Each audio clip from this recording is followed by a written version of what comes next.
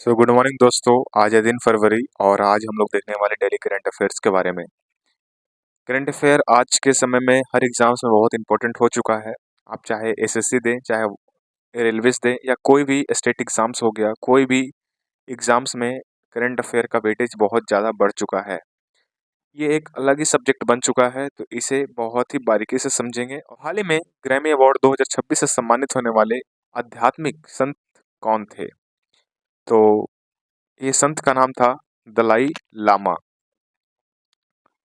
दलाई लामा जो है 2026 में ग्रैमी अवार्ड जीतने वाले पुरुष बने हैं और इनके कुछ बुक्स का नाम है जैसे द आर्ट ऑफ हैप्पीनेस। जो अक्सर सवाल पूछा जाता है, द आर्ट ऑफ हैप्पीनेस, ये क्वेश्चन आता है।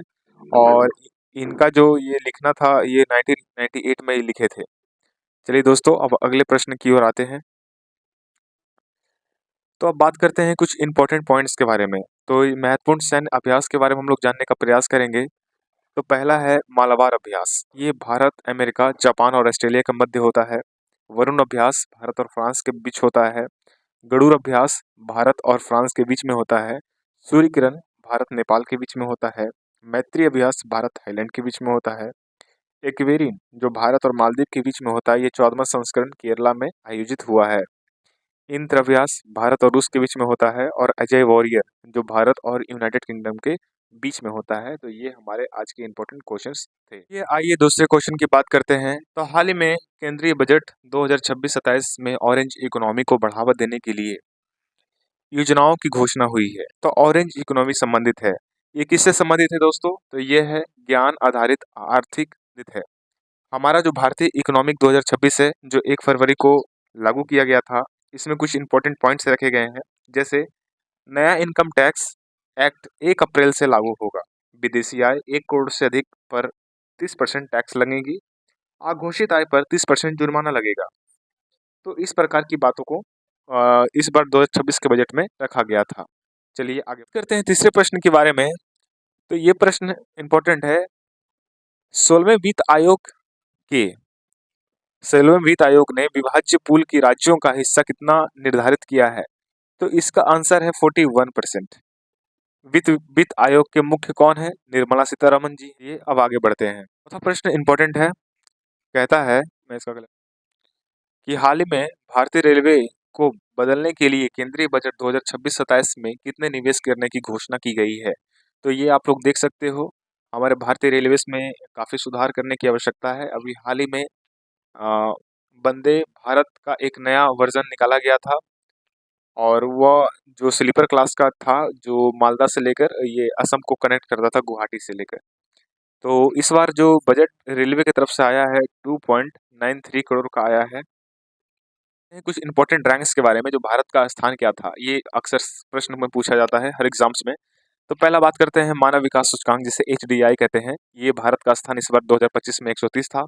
इसे यूएनडीपी जारी करता है और इसे इंडिया में स्कोर इसका 0.685 था।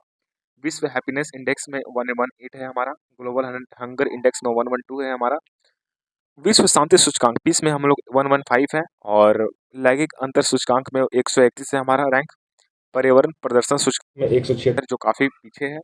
भ्रष्टाचार में हम लोग 96 पे हैं। और ग्लोबल इनोवेशन इंडेक्स में हम लोग 38 पे हैं और इसको जारी करने वाला संस्था का नाम है WIPO। प्रेस जो इंडेक्स है हमारा 151 है, जो काफ़ी नीचे है। तो इससे समझना जो की बात करते हैं। पांचवा प्रश्न है कि हाल ही में केंद्रीय राज्य मंत्री जितेंद्र सिंह CSIR राष्ट्रीय समुद्र विज्ञान संस्थान, ये केंद्र का उद्घाटन कहाँ किया है? तो ये किए हैं विशाखापट्टनम में। इसका उत्तर हो जाएगा विशाखापट्टनम। विशाखापट्टनम कहाँ है? आंध्र प्रदेश में है विशाखापट्टनम। ठीक है, आगे बढ़ते हैं। अगला प्रश्न है, काफी इंपॉर्टेंट है। हाल ही में रंगेल लुंडा हवाई अड्डे का देश का पहला UAV परीक्षण और नवाचार गलियारा स्थापित करने की घोषणा हुई है। इसका संबंध किस राज्य से है? तो ये आप देख सकते हो, ये इनका फोटो है मोहन चरण मांझी का, जो वर्तमान में उड़ीसा के सीएम है। तो ये उड़ीसा में ही लागू में हम लोग कुछ इंपॉर्टेंट पॉइंट्स के बारे में बात करते हैं। पर्यावरण संबंधित दिवस जो काफी इंपॉर्टेंट है, पूछा जाता है।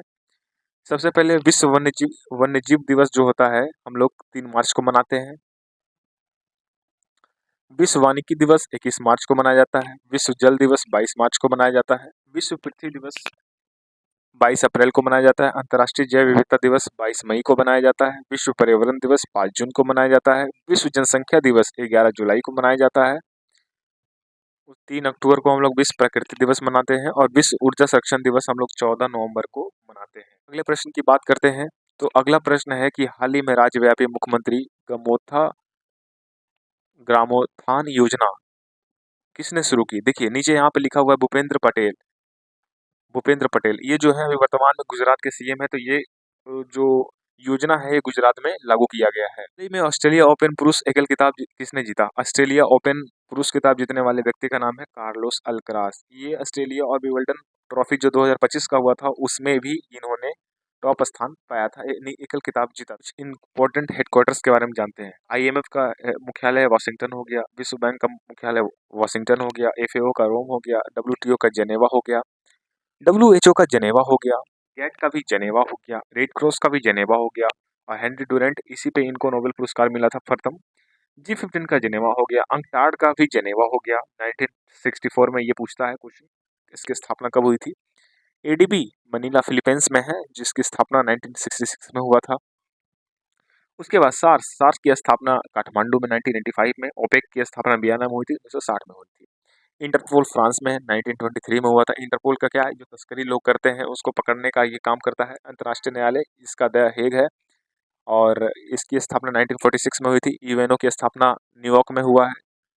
एनिमेस्टेड इंटरनेशनल, इसकी स्थापना लंदन में हुई। यूनेस्को की स्थापना पेरिस में हुआ था। यूनिसेफ की स्थापना न्यूयॉर्क में हुआ। इसरो की स्थापना पेरिस में हुआ। आसियान की स्थापना, गलत है ये क्वेश्चन, इसरो की स्थापना भारत में ही हुआ था।